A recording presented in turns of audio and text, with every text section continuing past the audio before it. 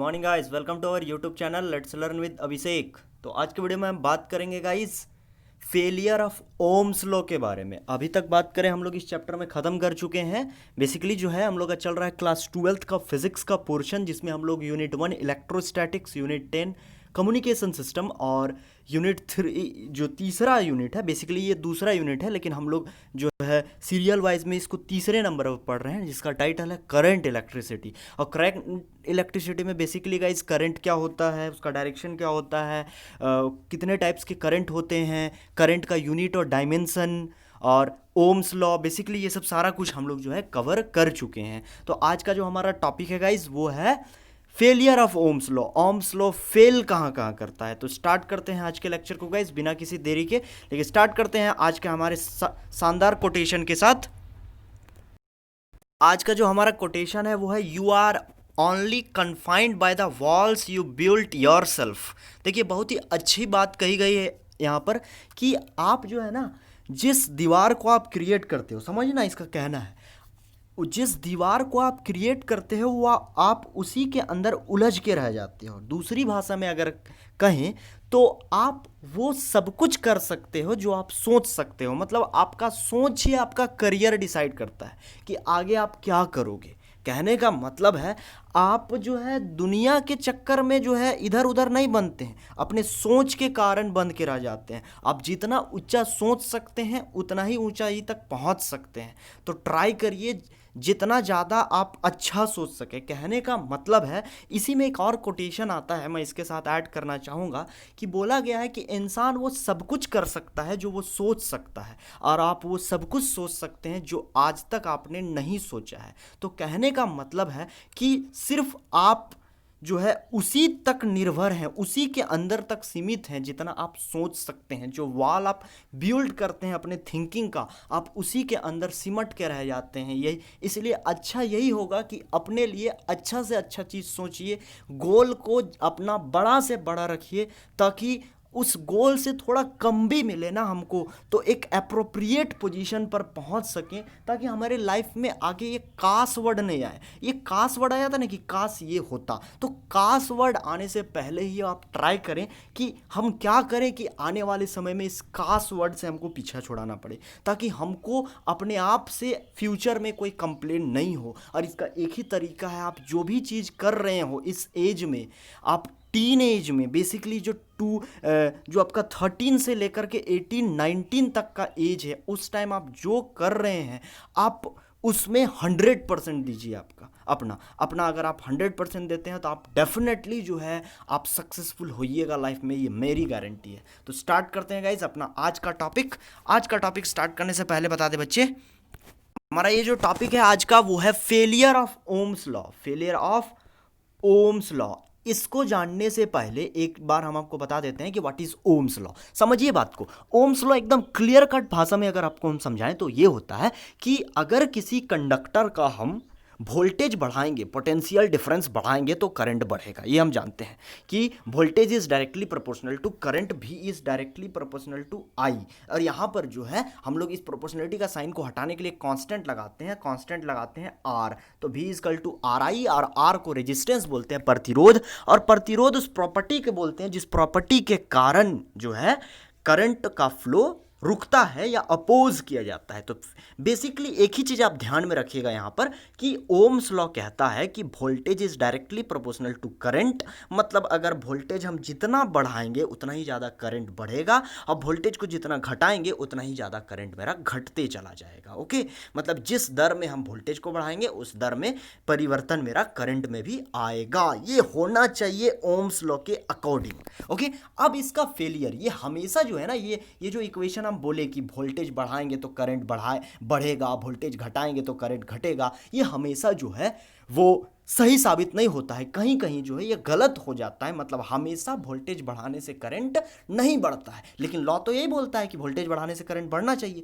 मतलब जहां पर वोल्टेज बढ़ाने से करंट ना बढ़े तो हम लोग बोलेंगे उस जगह पर जो है ओम्स लॉ का काम नहीं हो रहा है, ओम्स लॉ उस जगह पे जाकर के फेल हो जा रहा है। आज के टॉपिक में हमको यही देखना है कि किस जगह पे जाकर के ओम्स लॉ फेल हो जाता है। देखिए बच्चे, टॉपिक है फेलियर ऑफ ओम्स लॉ। समझिए, ओम्स लॉ जो है एक फंडामेंटल लॉ नहीं है। समझिएगा, फंडामेंटल लॉ किसको बोलते हैं? जो यूनिवर्सली हर जगह पर एप्लीकेबल हो। For example, universal law of gravitation, वो दुनिया के किसी भी कोने में, इस पूरे यूनिवर्स के किसी भी कोने में लगता है। इस यूनिवर्स में कोई भी दो मास के बीच फोर्स लगता है, और जिस लॉ के द्वारा वो फोर्स लगता है उसे हम लोग कहते हैं ग्रेविटेशनल लॉ। ग्रेविटेशनल लॉ जो कि यूनिवर्सली हर जगह एप्लीकेबल होता है। लेकिन समझिएगा कि ओम्स लॉ कैसे आया है एग्जिस्टेंस में। देखा गया, बहुत सारे डिवाइसेस को टेस्ट किया गया, लगभग 1000, ये हाइपोथेटिकली आपको हम समझा रहे हैं समझने के लिए। मान के चलते हैं कि 1000 डिवाइस को जो है टेस्ट किया गया, 1000 डिवाइसेस को जो है टेस्ट किया गया। देखा गया कि चलिए देखते हैं कि अगर हम वोल्टेज को बढ़ाते हैं तो करंट पर क्या प्रभाव पड़ता है। तो 1000 में, फिर हम बोल रहे हैं हाइपोथेटिकली ये समझा रहे हैं, तो 1000 में लगभग 950 डिवाइसेस में ऐसा देखा गया कि अगर हम वोल्टेज बढ़ा रहे हैं तो करंट वाकई में बढ़ रहा है, और अगर वोल्टेज को घटा रहे हैं तो करंट वाकई में घट रहा है। मतलब वहां पर ओम्स लॉ एप्लीकेबल हुआ। लेकिन 50 डिवाइसेस में ऐसा देखा गया जहां पर अगर हम वोल्टेज बढ़ाते थे तो करंट घट जाता था, मतलब उल्टा हो जाता था। या फिर ऐसा होता था कि अगर करंट को बढ़ा देते थे तो वोल्टेज घट जाता था। समझ रहे बात को? साथ साथ चलना चाहिए, एक बढ़ना चाहिए तो दूसरा बढ़ना चाहिए। लेकिन यहाँ पर कभी एक ज़्यादा बढ़ जाता था तो कभी एक कम बढ़ता था, मतलब डिफरेंस आ जाता था दोनों में। ठीक है, तो इन 50 जगहों पर क्या बोलेंगे कि ओम्स लॉ जो है फेल कर गया, सही तरीका से नहीं बैठा। क्योंकि देखिए, इसको एक्सपेरिमेंट बेसिस पर लाया गया है। इस लॉ को मैक्सिमम ट्रायल में जो सही साबित हुआ उसको लॉ बना दिया गया। मतलब 1000 में 950 में अगर ऐसा देखा गया कि वोल्टेज बढ़ रहा है तो करंट बढ़ रहा है, तो उसको जो है लॉ बना दिया कि हाँ मैक्सिमम केसेस में ऐसा होता है। लेकिन इसमें भी एक्सेप्शंस हैं बच्चे, और एक्सेप्शंस क्या है आपको समझ में आ गया है ना। एक्सेप्शन है कि 50 केस में ऐसा होगा कि वोल्टेज बढ़ा देने से करंट नहीं बढ़ेगा, या फिर करंट बढ़ा देने से वोल्टेज नहीं बढ़ेगा। होगा क्या कि करंट कभी कभी बढ़ा देते हैं तो वोल्टेज घट जाता है, या वोल्टेज बढ़ा देते हैं तो करंट घट जाता है। तो यहाँ पर हम बोलेंगे कि ओम्स लॉ के स्टेटमेंट के अकॉर्डिंग यहाँ पर काम नहीं हुआ है। मतलब वहाँ पर ओम्स लॉ जो है फेल कर गया है, और ये फंडामेंटल लॉ नहीं है। क्यों नहीं है? क्योंकि इसको एक्सपेरिमेंट बेसिस पर लाया गया है। अब यही हम लोग देखेंगे कि कहाँ कहाँ ओम्स लॉ फेल कर जाता है। देखिए बच्चे, जनरली जो है ओम्स लॉ फेल करता है सेमीकंडक्टर के केस में, थायरिस्टर के केस में, डायोड के केस में, जर्मेनियम आर्सेनिक के केस में। ये कौन सा जानवर का नाम है, ये अजीब अजीब चीज़ क्या हम बोल दिए आपको, इसके बारे में सब हम आपको पढ़ाएंगे बच्चे। लेकिन उसके लिए यूनिट 9 का वेट करना पड़ेगा। आई थिंक हम इस यूनिट के बाद यूनिट 9 ही स्टार्ट करेंगे, जो हमारा है कम्युनिकेशन सिस्टम तो हो चुका है। यूनिट जो हमारा 9 है वो है बच्चे सेमीकंडक्टर डिवाइसेस। सेमीकंडक्टर डिवाइसेस किसको बोलते हैं बेसिकली? तो सेमीकंडक्टर डिवाइस उनको हम बोलेंगे जिसमें कभी कभी कंडक्टर का भी गुण होता है, कभी कभी नॉन कंडक्टर का भी गुण होता है। तो वो हम देखेंगे कि वो कैसे होता है, उस यूनिट में डिटेल में पढ़ेंगे। और उसी जगह पर ओम्स लॉ फेल हो जाता है। मतलब ये सब जो एग्जाम्पल हम दिए, इन एग्जाम्पल्स के केस में होता क्या है कि अगर हम वोल्टेज बढ़ाएंगे तो कभी कभी करंट घट जाता है, या फिर कभी कभी अगर हम करंट बढ़ाएंगे तो वोल्टेज घट जाएगा। मतलब ओम्स लॉ के स्टेटमेंट के अकॉर्डिंग इसमें काम नहीं होता है। तो आई होप आपको समझ में आ रहा होगा। अगर नहीं समझ में आता है तो वीडियो पॉज कीजिए, पीछे जाइए, जो हाइपोथेटिकल एग्जाम्पल हम आपको समझाएं उसको देखिए, और आगे हम एग्जाम्पल समझा रहे हैं। देखिए बच्चे, यहाँ पर पहला केस जहाँ पर ओम्स लॉ काम नहीं करता है वो है पोटेंशियल डिफरेंस, जिसको हम लोग वोल्टेज भी बोलते हैं। वो नॉन लीनियरली वैरी करता है। कहने का मतलब है, समझिएगा, अगर मान लीजिए एक ग्राफ लें, इधर वोल्टेज लें इधर करंट लें, तो धीरे धीरे जैसे जैसे मेरा करंट बढ़ेगा वैसे वैसे वोल्टेज बढ़ेगा, तो एक ग्राफ जो है लीनियर ग्राफ बनेगा। अब ये लीनियर ग्राफ कैसे बन रहा है इसको हम एक्सप्लेन करेंगे, समझिएगा बच्चे। देखिए बच्चे, मान के चलते हैं कि दिस इज ग्राफ, ओके, ये जीरो है, इधर वोल्टेज लेते हैं इधर करंट लेते हैं। वोल्टेज मान लीजिए 1 volt, 2 volt, 3 volt, current 1 ampere, 2 ampere, 3 ampere. मान के चलते हैं कि जब मेरा करंट वोल्टेज जीरो था उस टाइम करंट भी जीरो था, ओके। अब जब मान के चलते हैं कि जब करंट हम या फिर वोल्टेज हम 1 वोल्ट बढ़ाएं तो करंट भी मेरा 1 एम्पियर बढ़ गया। मतलब यहाँ और दोनों का कोऑर्डिनेट मिलेगा कहाँ? इस जगह पर। उसी प्रकार से जब हम वोल्टेज को 2 वोल्ट बढ़ाएं तो मेरा करंट भी मान के चलते हैं 2 वोल्ट बढ़ गया। मतलब यहाँ और यहाँ, तो इसका कोऑर्डिनेट कहाँ मिलेगा? इस जगह पर, है ना। और अगर मान के चलते हैं कि वोल्टेज को हम 3 वोल्ट बढ़ाएं तो करंट भी मेरा 3 एम्पियर बढ़ जाएगा। इसका कोऑर्डिनेट कहाँ मिलेगा? यहाँ पर। अगर इस सारे कोऑर्डिनेट्स को मिला दें तो इस तरह का लाइन बनेगा। मतलब ये एक स्ट्रेट लाइन है, इसको हम लोग लीनियर लाइन बोलते हैं। और ये कब हो रहा है? जब ओम्स लॉ स्ट्रिक्टली फॉलो हो रहा है। देख रहे हैं वोल्टेज को बढ़ा रहे हैं तो करंट भी बढ़ रहा है, तब ऐसा ग्राफ हमको देखने को मिलता है जिसे हम लीनियर ग्राफ कहते हैं। लीनियर ग्राफ को जनरली हम लोग रिप्रेजेंट ऐसे करते हैं ना, इधर वोल्टेज इधर करंट, मतलब जैसे जैसे मेरा वोल्टेज बढ़ रहा है वैसे वैसे करंट भी बढ़ रहा है, तो इस तरह का ग्राफ बनेगा। कैसे बनेगा अभी हमने आपको समझाया। तो जनरली हम लोग ऐसा जो है एक्सपेक्ट करते हैं कि ऐसी आशा करते हैं कि ऐसा होना चाहिए, लेकिन कभी कभी ऐसा नहीं होता है। कैसा होता है उसको हम लोग देखेंगे।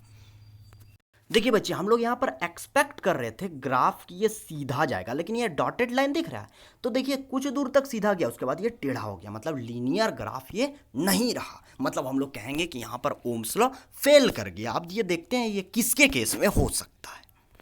देखिए बच्चे, यहाँ पर लिखा हुआ है generally we expect a linear graph between voltage and current. लेकिन अगर करंट किसी कंडक्टर का इंक्रीज कर जाता है, but if the current of the conductor increases, its temperature increases and the graph does not remain linear anymore। कहने का मतलब क्या है, ध्यान से समझिएगा बच्चे। समझना ये है कि अगर मान के चलते हैं, जनरली हम लोग ऐसा देखते हैं कि करंट बढ़ाएंगे वोल्टेज बढ़ेगा, मतलब वोल्टेज और करंट लीनियरली बढ़ेगा। वोल्टेज अगर बढ़ता जा रहा है तो करंट भी बढ़ेगा और ग्राफ जो है लीनियर रहेगा, जो हम पहले बताए थे। लेकिन होगा क्या, धीरे धीरे जब करंट बहुत ज़्यादा बढ़ जाता है तो होता क्या है समझिएगा। एग्जाम्पल के तौर पर हम आपके घर का एग्जाम्पल देंगे। अचानक से मान लीजिए 220 वोल्ट का करंट आ रहा है, ठीक है, तो तब तक जो है 220 वोल्ट का वोल्टेज आ रहा है, तब तक करंट सही रहेगा। लेकिन अचानक से अगर 440 हो जाता है तो होता क्या, देखते हैं बल्ब वगैरह सब जो है उड़ जाता है, होता है ना, सारा कुछ ब्लास्ट कर जाता है, शॉर्ट सर्किट हो जाता है ना, और वायर गल जाता है, होता है ना। तो ध्यान से समझिएगा क्या होता है कि वोल्टेज अगर बहुत ज़्यादा बढ़ा देंगे तो करंट बढ़ जाता है। बढ़ने से क्या होता है, जैसे वोल्टेज, ये आप एब्जॉर्ब किए होंगे इस चीज़ को, कि वायर जो है गर्म हो जाता है, और ये इतना ज़्यादा गर्म हो जाता है, उसका टेम्परेचर इतना ज़्यादा बढ़ जाता है कि वायर गल जाता है। अब वायर अगर गल जाएगा, उसके बाद आप कितना भी वोल्टेज बढ़ाइए, क्या उस वायर से करंट पास होगा? नहीं होगा ना। गलने के बाद तो पॉसिबल नहीं है ना कि फिर से करंट वहाँ से पास हो जाए अच्छे से। तो गलने के बाद ओम्स लॉ क्या हो जाता है, फेल हो जाता है। अब ये करंट बढ़ने से टेम्परेचर कैसे बढ़ता है बच्चे, ये हम बताएंगे आपको नेक्स्ट लेक्चर में। आपका जो नेक्स्ट लेक्चर होगा वो होगा कि relationship between the temperature and resistance and current, मतलब करंट और टेम्परेचर का क्या रिलेशन है। जैसे हम लोग देखते हैं कि करंट अगर बहुत ज़्यादा बढ़ा देंगे ना तो होता क्या है, बहुत ज़्यादा बढ़ाने पर जो है गर्म हो जाता है। जैसे बल्ब भी देखते हैं ना, करंट, आखिर करंट वोल्टेज बढ़ता है, करंट के कारण ही तो बल्ब जलता है, बल्ब गर्म हो जाता है कि नहीं। और अगर बहुत ज़्यादा पावर वाला जो आपका जा करके बल्ब रहे, जो पुराना पीला वाला बल्ब होता था, वो और जल्दी गर्म हो जाता था ना। तो बहुत ज़्यादा गर्मी बढ़ने के कारण वायर गल जाता है, और गलने के बाद उससे करंट पास नहीं होता है। गलने के बाद आप कितना भी वोल्टेज बढ़ा दें, 440 क्या 880 कर दें, फिर भी उससे करंट का कोई प्रभाव नहीं पड़ेगा। मतलब उसके बाद अगर वोल्टेज बढ़ेगा तो करंट नहीं बढ़ेगा, मतलब ओम्स लॉ यहाँ पर फेल हो जाएगा। ओके, आई होप आप समझ गए होंगे कि गलने के कारण जो है ये काम होता है, वायर के गलने के कारण। चलते हैं दूसरा टॉपिक जो हमारा है, increase in electric current with decrease in voltage. Generally हम क्या बोले थे कि अगर वोल्टेज बढ़ेगा तो करंट भी क्या होगा, बढ़ेगा। लेकिन कभी कभी ऐसा होता है बच्चे कि इलेक्ट्रिक करंट बढ़ता है लेकिन वोल्टेज क्या हो जाता है, घट जाता है। माने ये घट गया ये बढ़ गया, फिर से देखिए, ये घट गया ये बढ़ गया। तो क्या ये ओम्स लॉ है? बोलिए जल्दी, नहीं है ना। ओम्स लॉ क्या करता है कि अगर वोल्टेज बढ़ेगा तो करंट भी बढ़ना चाहिए, लेकिन हम लोग यहाँ देख रहे हैं कि वोल्टेज घट रहा है और करंट बढ़ रहा है, मतलब ओम्स लॉ क्या हो गया, फेल। और ये किसके केस में होता है, थायरिस्टर के केस में। और थायरिस्टर को हम लोग पढ़ेंगे यूनिट नंबर 9 सेमीकंडक्टर डिवाइसेस में, बहुत ही डिटेल में पढ़ेंगे। ओके, अब देखिए बच्चे, कभी कभी ऐसा भी होता है, decrease in electric current with increase in voltage. कभी कभी ऐसा होता है कि वोल्टेज बढ़ जाए लेकिन करंट घट जाए। ऊपर क्या देखे थे कि वोल्टेज घट रहा था, करंट बढ़ रहा था, यहाँ वोल्टेज बढ़ रहा है, करंट घट रहा है। और ऐसा किसमें होता है, जर्मेनियम। जर्मेनियम क्या है, जर्मेनियम एक एलिमेंट है आपका जा करके जो सेमीकंडक्टर के रूप में यूज होता है, उसको हम लोग पढ़ेंगे सेमीकंडक्टर डिवाइसेस में, पीरियोडिक टेबल में आपको आप जाके देख सकते हैं। जर्मेनियम सिलिकॉन, ये जो है ना, ये दोनों बहुत ही अच्छे सेमीकंडक्टर डिवाइसेस के रूप में यूज किए जाते हैं, उसको हम लोग पढ़ेंगे सेमीकंडक्टर डिवाइसेस यूनिट नंबर 9 में। इसके बाद तुरंत आपका वही यूनिट स्टार्ट स्टार्ट होगा। ओके, तो अब यहां तक हम लोग देख लिए कि कहां कहां ओम्स लॉ फेल करता है। बेसिकली हमने यहां पर 3 जगह देखा। पहला, टेम्परेचर बढ़ जाने के कारण जो वायर गल जाता है, और दूसरा, वोल्टेज बढ़ेगा और करंट घट जाएगा। कौन सा केस में? जर्मेनियम का केस में। तीसरा, वोल्टेज घटेगा करंट बढ़ेगा। कौन सा केस में? थायरिस्टर का केस में। इसको आप याद रखना। अब अगला टॉपिक जो एग्जाम में पूछता है 2 मार्क्स के लिए, बहुत ही ज्यादा इंपॉर्टेंट है, वो है किस किस कंडीशन में आकर के जो है ओम्स लॉ फेल हो जाता है। तो देखते हैं बच्चे। देखिए बच्चे, ओम्स लॉ के फेल होने का 2 कंडीशन है। पहला condition, at very high and low temperature. High temperature वाला तो अभी समझाएं कि टेम्परेचर बहुत ज़्यादा हो जाएगा तो मेरा वायर जो है वो गल जाएगा, और वायर गलने के कारण जो है प्रॉब्लम होती है। लो टेम्परेचर, टेम्परेचर बहुत लो है। याद करिए, ओम्स लॉ के स्टेटमेंट में हमने आपको समझाया था। देखिए बच्चे, हमने क्या समझाया था? This law states that the current flowing through the conductor is directly proportional to the potential difference. मतलब करंट जो है वो डायरेक्टली प्रोपोर्शनल होगा पोटेंशियल डिफरेंस का। डायरेक्टली प्रोपोर्शनल मतलब दोस्ती का रिलेशन, मतलब एक बढ़ेगा तो दूसरा बढ़ेगा। मतलब करंट बढ़ेगा तो वोल्टेज बढ़ेगा, और करंट घटेगा तो वोल्टेज घट जाएगा। इसको दोस्ती का रिलेशन बोलते हैं, डायरेक्टली प्रोपोर्शनल। ओके, लेकिन ये कब होगा? If the applied physical condition is constant. तो फिजिकल कंडीशन कौन सा है? टेम्परेचर। मतलब कब होना चाहिए? टेम्परेचर जब कांस्टेंट रहे। इसका मतलब क्या कहना चाह रहे हैं कि अगर किसी कंडक्टर को हम 35 डिग्री सेल्सियस में रखे हुए हैं बॉडी टेम्परेचर में, या फिर 25 डिग्री सेल्सियस में रखे हुए हैं, sorry body temperature 37 degree Celsius होता है, रूम टेम्परेचर में रखे हुए हैं 25 डिग्री सेल्सियस में, तो अगर उसी कंडीशन में उसको रखें, मतलब 25 डिग्री सेल्सियस के टेम्परेचर में ही उसको रखें, तब हम लोग ऐसा देखेंगे कि वोल्टेज बढ़ाएंगे तो करंट घटेगा, सॉरी करंट बढ़ेगा, और वोल्टेज घटाएंगे तो करंट घटेगा।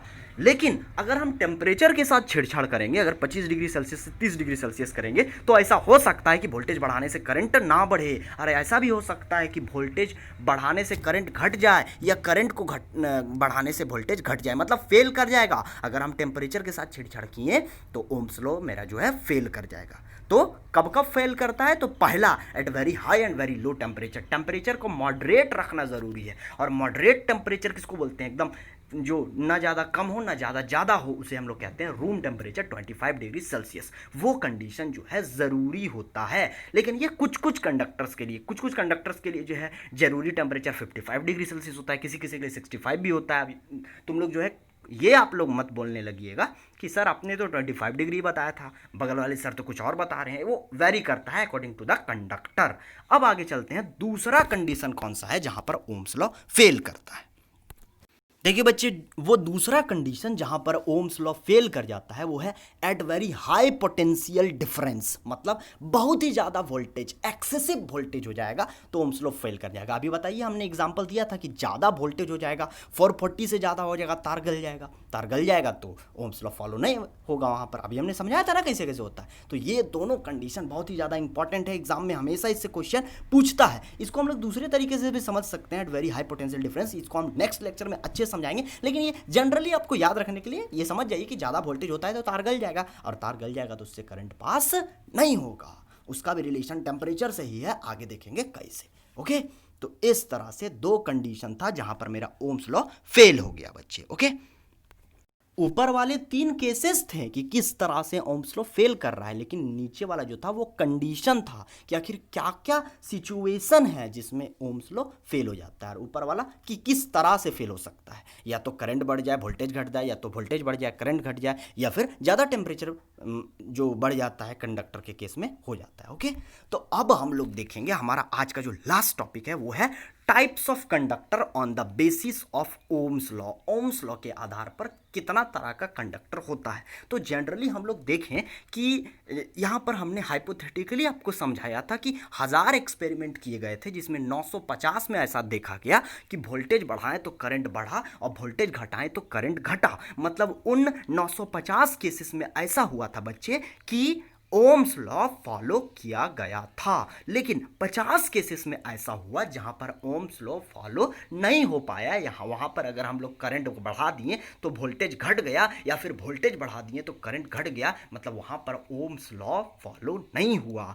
इसी के आधार पर कंडक्टर को 2 हिस्से में बांटा गया है। एक वैसे कंडक्टर्स जो ओम्स लॉ को फॉलो करते हैं उनको कहते हैं ओमिक कंडक्टर्स, और वैसे कंडक्टर जो ओम्स लॉ को फॉलो नहीं करते हैं उन्हें कहते हैं non ohmic conductor. Ohmic conductor का बेस्ट एग्जांपल कॉपर, सिल्वर, जो स्ट्रिक्टली फॉलो करता है ओम्स लॉ को, और नन ओमिक कंडक्टर का एग्जांपल वही सेमीकंडक्टर डिवाइसेस जो हमने अभी आपको बताया, silicon, germanium, etcetera etcetera. Okay, तो आप यहां पर देख सकते हैं गाइस टाइप्स ऑफ कंडक्टर्स में non ohmic and ohmic conductor. Okay, हम लोग अपने नेक्स्ट लेक्चर में पढ़ने वाले हैं गाइस कि what are temperature dependence of the resistance, या फिर हम लोग ऐसा समझेंगे कि करंट और रेजिस्टेंस के बीच में क्या रिलेशन है, इसको हम लोग पढ़ेंगे।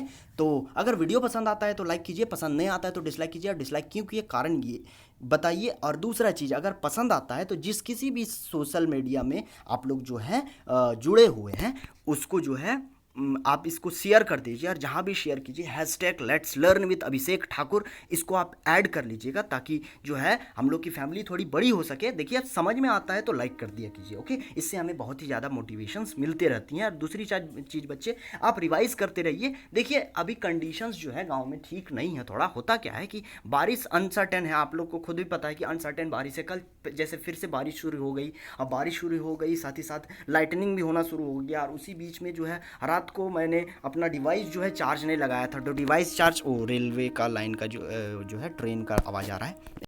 ओके, तो हाँ मेरा घर जो है रेलवे ट्रैक के बगल में ही है, ज़्यादा दूर नहीं है, इसलिए कभी कभी डिस्टर्बेंस हो जाता है। ओके, तो मिलते हैं फिर नेक्स्ट लेक्चर में। नेक्स्ट लेक्चर में हम लोग जो पढ़ेंगे उसको आप के लिए बस यही है कि आप इसको रिवाइज करते जाइए। न्यूमेरिकल्स जहाँ तक का कॉन्सेप्ट हम दे रहे हैं उसका न्यूमेरिकल्स को आप सॉल्व करते जाइए। तब तक के लिए बाय, मिलते हैं फिर नेक्स्ट लेक्चर में। God bless you all.